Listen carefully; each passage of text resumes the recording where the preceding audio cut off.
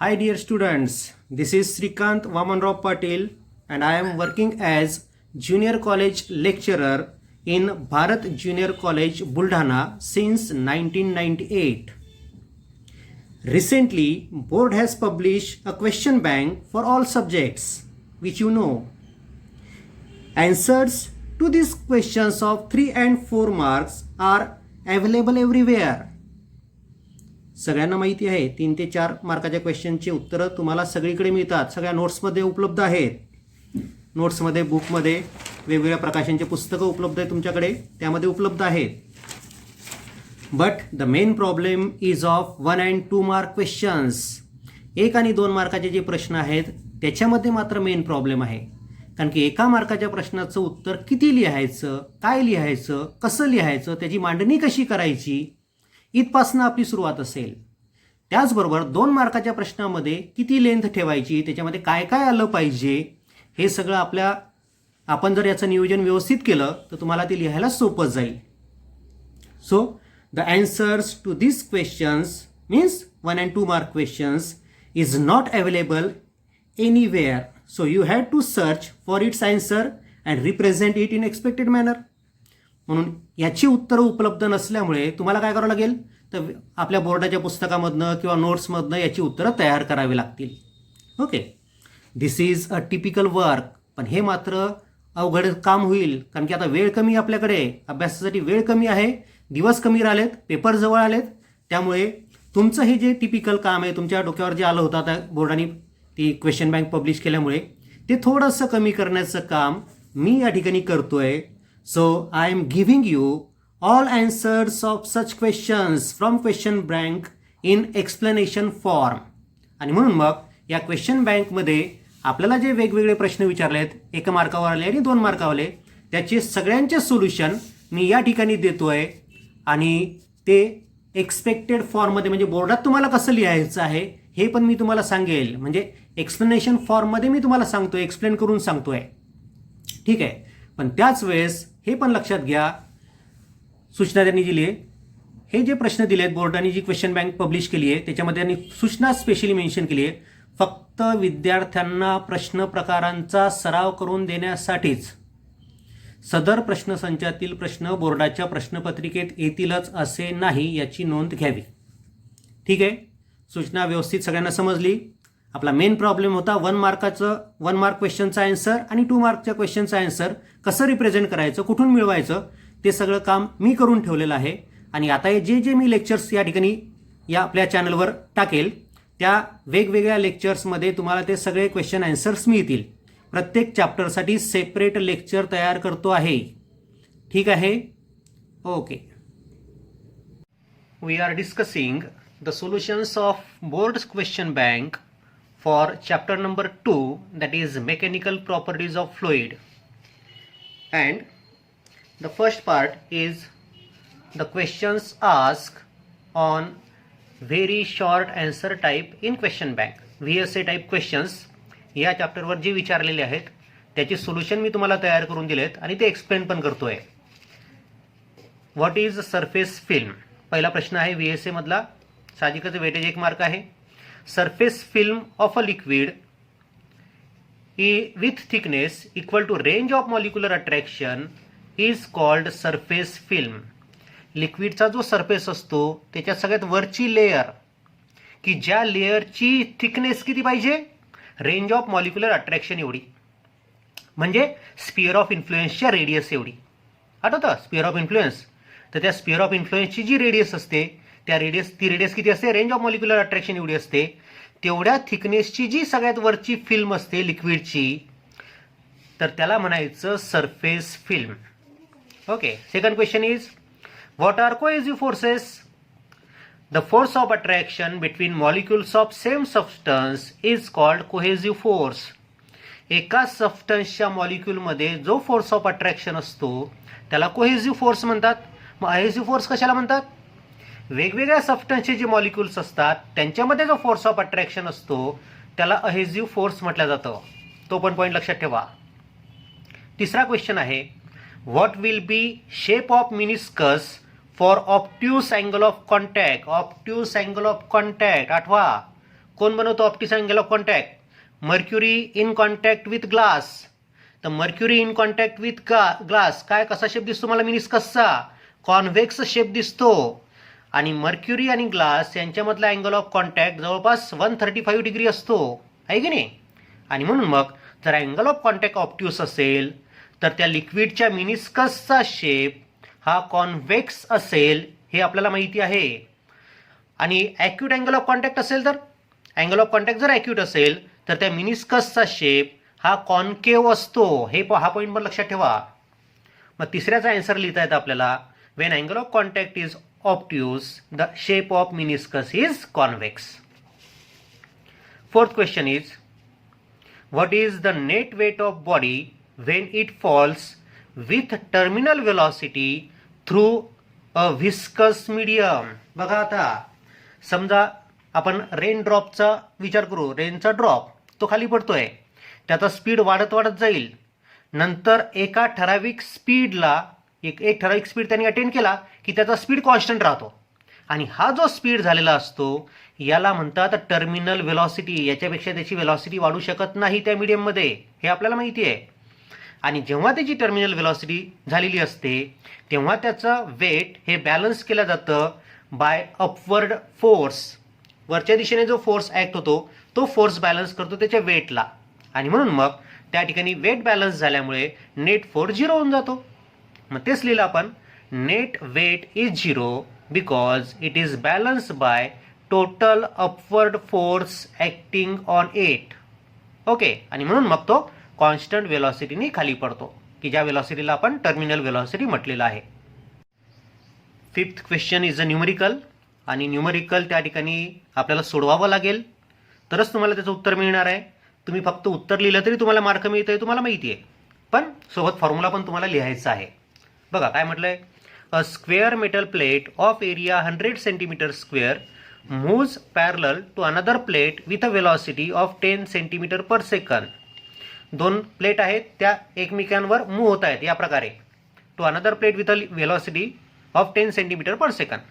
Both plates immerse in water. आता दोन्ही प्लेटला आपण पाण्यामध्ये बुडवलं. If the viscous force is 200 dyne, त्या पाण्यामधला विस्कस फोर्स जर 200 डाइन असेल and velocity of water is 0.01 poise, त्या पाण्याची viscosity of water is 0.01 poise. वॉटरची विस्कॉसिटी पण दिली आपल्याला 0.01 poise. What is the distance between them, तर त्या दोन प्लेटमध्ये डिस्टन्स किती असेल ते आपल्याला शोधायचं आहे. एरिया दिलाय 100 सेंटीमीटर स्क्वेअर, बरोबर आहे, area 100 centimetre square. D V म्हणजे व्हेलॉसिटी, दोघांमधली रिलेटिव्ह व्हेलॉसिटी आहे 10 सेंटीमीटर पर सेकंद. त्यानंतर त्यांच्यामध्ये फोर्स ॲक्ट होतोय 200 डाइन आणि विस्कॉसिटी आहे वॉटरची 0.01 पॉईस. आपल्याला डिस्टन्स काढायचं आहे म्हणजे dx काढायचं आहे. मग कोएफिशियंट ऑफ विस्कॉसिटीचा फॉर्म्युला आपल्याला माहिती आहे, F/A इंटू dv/dx. हा वेलॉसिटी ग्रेडियंट dv/dx. ए म्हणजे एरिया आणि F म्हणजे ॲक्ट होणारा फोर्स. आपल्याला डिस्टन्स शोधायचं आहे. मग dx साठी जर आपण फॉर्म्युला तयार केला तर dx साठी फॉर्म्युला तयार होईल काय, इटा ए dv/F आहे, बरोबर. बघून घ्या एकदा, व्हॅल्यूज प्लेस करा. व्हॅल्यूज प्लेस केल्या मी. ए आहे 100, इटा आहे 0.01, dv आहे 10 आणि F आहे 200. सगळे CGS मधल्या व्हॅल्यूज आहेत. त्यामुळे सरळ सरळ भागाकार केला आपण आणि आपल्याला आन्सर पण मग CGS मध्येच मिळेल.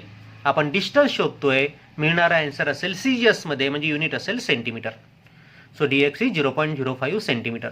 So distance between plate is 0.05 centimetre.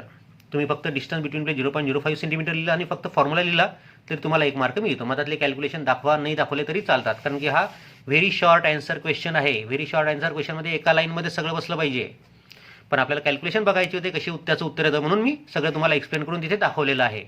ते पण लक्षात घ्या. हां, नाही तर तुम्ही म्हणसाल की एका मार्कासाठी एवढं मोठं उत्तर कसं काय लिहायचं, सरांनी एवढं मोठं उत्तर कसं दिलं, तर लक्षात घ्या. तुम्हाला समजण्यासाठी मी ते सगळ्या स्टेप टाकल्या आहेत. The relative velocity between to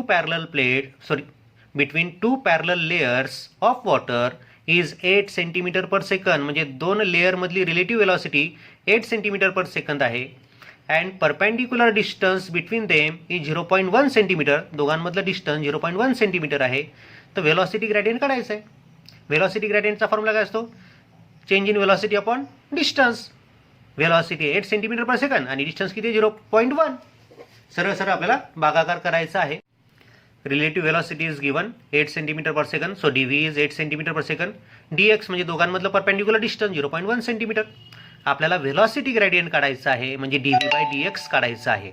okay, so the velocity gradient is, त्याला व्हीजी म्हटलं मी, VG equal to DV by dx. Dv is 8 आणि dx is 0.1, so it is 80 per second. युनिटकडे लक्ष ठेवा, आता युनिट राहील per second. Velocity gradient is per second. ठीक आहे, 1 मार्कासाठी सगळ्या स्टेपिंग पण मी तुम्हाला सांगितल्यात. तुम्ही फक्त डायरेक्ट आन्सर लिहिलं तरी चालतं. हां, त्यानंतर 7th question, it is again numerical. Water rises to a height 20 centimetre in a capillary tube. एक कॅपिलरी ट्यूब आपल्याला दिलेली आहे, त्याच्यामध्ये पाणी वर चढतं. साहजिकच कॅपिलरी ट्यूबमध्ये पाणी वर चढतं, आपल्याला सगळ्यांना माहिती आहे. ते 20 मिलीमीटर वर चढून राहिलं. ठीक आहे. If the radius is made 1/3 of the previous value. आता समजा त्या कॅपिलरी ट्यूबची रेडियस आपण 1/3 केली पहिल्या रेडियसपेक्षा. To what height will the water नाव रायझेस इन द ट्यूब. तर आता ते पाणी त्याच कॅपिलरी म्हणजे त्या नवीन कॅपिलरी ट्यूबमध्ये किती वर चढेल ती हाईट शोधायची आपल्याला. आता हाईट आणि रेडियस यांच्यामधलं रिलेशन आपल्याला माहिती आहे. H is inversely proportional to r. जेवढी कॅपिलरी ट्यूबची रेडियस कमी असेल तेवढी हाईट जास्त असते त्या कॅपिलरी ट्यूबमध्ये लिक्विडची. म्हणून मग आपल्याजवळ फॉर्म्युला आहे H1R1 is equal to H2R2. आपल्याला नंतरची हाईट शोधायची म्हणजे H2 शोधायची आहे, म्हणून फॉर्म्युला होईल आपल्याजवळ H1R1 अपॉन R2. H1 म्हणजे पहिली हाईट 20 मिलीमीटर होती, so H1 is 20 millimetre. R1 पहिली रेडियस जी दिली नाही आपल्याला, पण सेकंड रेडियस जी आहे ती मात्र म्हटली आपल्याला पहिल्या रेडियसच्या 1/3. सो R2च्या ऐवजी मी 1/3 टाइम्स R1 घेतलं. R1 कॅन्सल झाला, हा 3 वर जाईल. So 3 × 20 is 60 millimetre. म्हणजे ते पाणी त्या दुसऱ्या कॅपिलरी ट्यूबमध्ये की ज्याची रेडियस आपण 1/3 केली, त्या दुसऱ्या कॅपिलरी ट्यूबमध्ये किती वर चढेल? 60 मिलीमीटर. पहिल्या कॅपिलरी ट्यूबमध्ये किती चढलं होतं? फक्त 20 मिलीमीटर. रेडियस 1/3 केली म्हणून हाईट 3 टाइम्स वाढली, हे पण लक्षात ठेवा. त्यानंतर येतात शॉर्ट आन्सर टाईप 1 क्वेश्चन, म्हणजे 2 मार्क या प्रत्येक प्रश्नाला आहे. आणि त्या 2 मार्कासाठी नेमकं किती लिहायचं, काय लिहायचं, काय पॉईंट्स टाकायचे ते सगळे मी या ठिकाणी रिप्रेझेंट केलेले आहेत. त्यातला पहिला क्वेश्चन आहे, state properties of an ideal fluid. Ideal फ्लुइडच्या प्रॉपर्टीज आपल्याला स्टेट करायच्या आहेत. आता 2 मार्काचा प्रश्न आहे, त्यामुळे तुम्हाला 4 प्रॉपर्टी लिहाव्याच लागतील. So the properties are, it is incompressible. Ideal fluid हे कधीच कॉम्प्रेस होत नाही. Its flow is irrotational. जेव्हा हे आयडियल फ्लुइड फ्लो होईल तेव्हा त्याचा इरोटेशनल फ्लो कधीच नसेल. तिसरा point, it is non viscous. Ideal fluid हे नॉन विस्कस असतं. आणि चौथा पॉईंट या आयडियल फ्लुइडच्या संदर्भात, इट्स फ्लो इज स्टेडी. या आयडियल फ्लुइडचा फ्लो नेहमी स्टेडीच असेल. पॉईंट व्यवस्थित लक्षात घ्या. झाले 4 प्रॉपर्टी. 4 प्रॉपर्टी तुम्हाला लिहाव्या लागतील आयडियल फ्लुइडच्या. त्यानंतर सेकंड क्वेश्चन आहे पुन्हा 2 मार्काचा, compare streamline and turbulent flow. Streamline flow आणि ट्युब्युलंट फ्लो यांचं कंपॅरिझन तुम्हाला करायचं, म्हणजे डिफरन्स काढायचा आहे सरळ सरळ. मग मी 2 कॉलम तयार केले, स्ट्रीमलाईन फ्लोसाठी एक आणि ट्युब्युलंट फ्लोसाठी दुसरा. मग स्ट्रीमलाईन फ्लो कशाला म्हटलेलं आहे? स्ट्रीमलाईन फ्लो तेव्हाच असतो जेव्हा त्या लिक्विडची किंवा त्या फ्लोची वेलॉसिटी क्रिटिकल वेलॉसिटीपेक्षा कमी असते. आणि ट्युब्युलंट फ्लो केव्हा तयार होतो? जेव्हा लिक्विडची वेलॉसिटी किंवा त्या फ्लोची वेलॉसिटी क्रिटिकल वेलॉसिटीपेक्षा जास्त होते, तेव्हा त्या फ्लोला आपण ट्युब्युलंट फ्लो असं म्हणतो. म्हणून मग पहिला पॉईंट ऑफ डिफरन्स आहे streamline flow, it's velocity is less than critical velocity. आणि ट्युब्युलंट फ्लोमधला पहिला पॉईंट येईल मग, it's velocity is greater than critical velocity.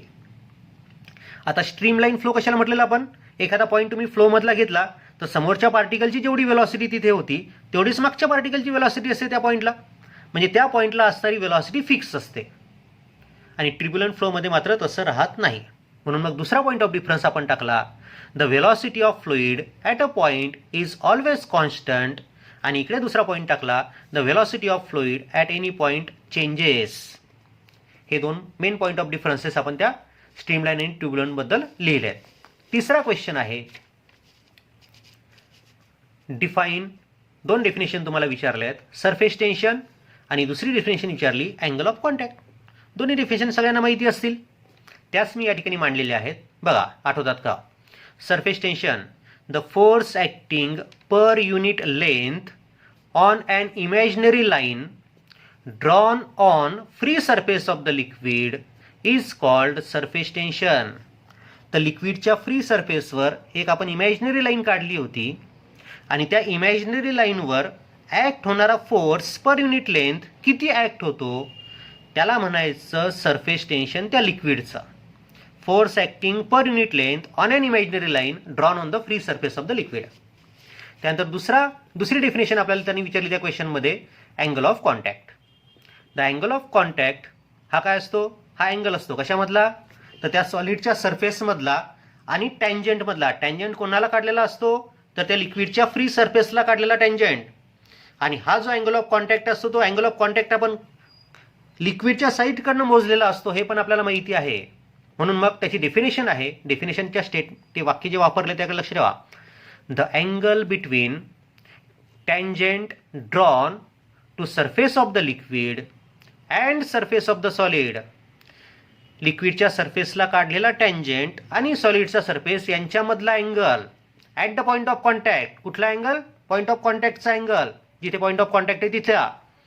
And measured within the liquid. आणि हा जो अँगल मोजायचा आहे तो लिक्विडच्या साईडनी मोजायचा आहे. And it is called angle of contact. असा हा तिसरा प्रश्न की ज्याच्यामध्ये 2 डेफिनेशन तुम्हाला विचारलं आहे. प्रत्येक डेफिनेशनला 1 मार्क त्या ठिकाणी असेल. Fourth question from essay 1 type is calculate the rise of water inside a clean glass capillary tube of radius 0.1 millimeter.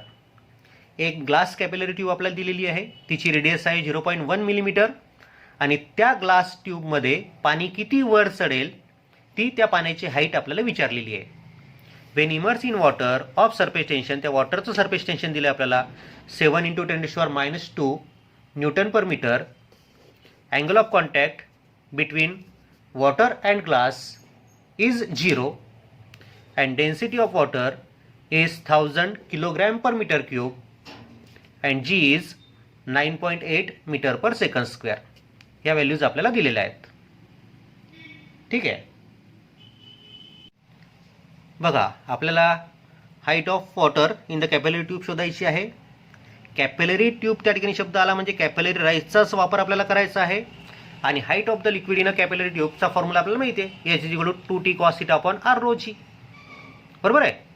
मग त्याच्यामध्ये मी व्हॅल्यूज टाकल्या. 2 टीची व्हॅल्यू आहे 7 × 10⁻². कॉस 0 कारण की वॉटर आणि ग्लास यांच्यामधला अँगल ऑफ कॉन्टॅक्ट 0 असतो. आर म्हणजे रेडियस त्या कॅपिलरी ट्यूबची, ती किती आहे? 0.1 मिलीमीटर. 0.1 मिलीमीटर म्हणजे 10⁻⁴ मीटर. रो म्हणजे density of water 10⁻³ kilogram per metre cube, सगळ्यांना माहिती आहे. आणि जीची व्हॅल्यू 9.8. लॉकचे कॅल्क्युलेशन पण मी या ठिकाणी दाखवलेले आहेत.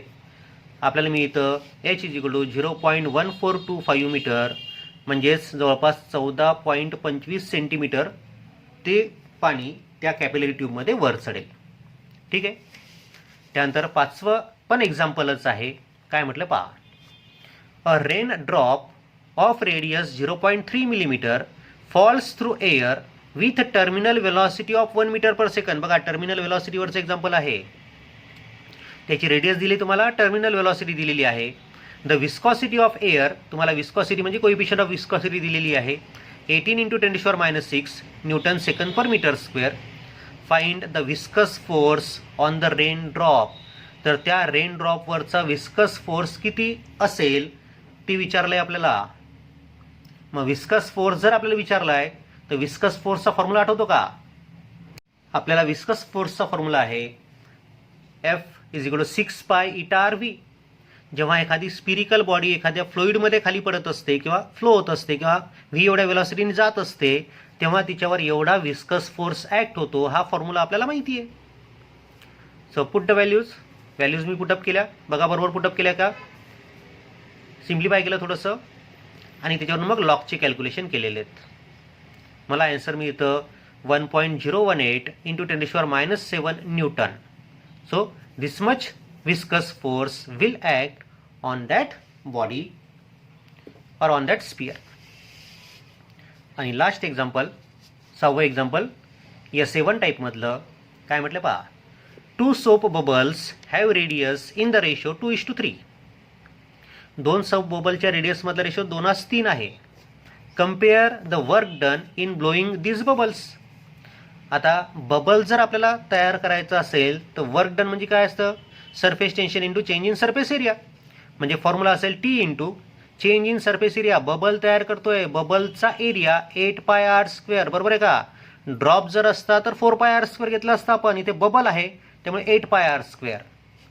मग या ठिकाणी मला असं दिसतं की work done is directly proportional to r², कारण की सरफेस टेन्शन त्या लिक्विडचं फिक्स असतं. सो W1/W2 या फॉर्म्युल्यावरनं मला तयार करता येतं W1/W2 पहिला बबल तयार करतानाचं वर्क डन अपॉन दुसरा बबल तयार करतानाचं work done is equal to पहिल्या बबलच्या रेडियसचा स्क्वेअर अपॉन दुसऱ्या बबलच्या रेडियसचा square. And R1/R2 is given 2/3. So 2/3चा स्क्वेअर, 2/3चा स्क्वेअर म्हणजेच 4/9. So W1/W2 is 4:9. So work done are in the ratio 4:9. आता थोडंसं लक्ष ठेवा, जे सगळे एक्झाम्पल्स यांनी टाकलेत क्वेश्चन बँकमध्ये ते एक तर त्या सरफेस टेन्शनवरच्या फॉर्म्युल्याचे कॅपिलरी ॲक्शनचा T is equal to HR/2 cos θ हा फॉर्म्युला वापरून त्यांनी एक्झाम्पल सोडवलेत. H1R1 is equal to H2R2 हा फॉर्म्युला वापरला त्यांनी. त्यानंतर टर्मिनल व्हेलॉसिटीचा वापर केला आहे, म्हणजे टर्मिनल व्हेलॉसिटीचा फॉर्म्युला पण तुमच्यासाठी महत्त्वाचा आहे. आणि विस्कस फोर्स म्हणजे 6π∗RV हा फॉर्म्युला पण यांनी वापरलेला आहे. त्यानंतर work done in blowing the bubble तो फॉर्म्युला पण यांनी वापरला आहे.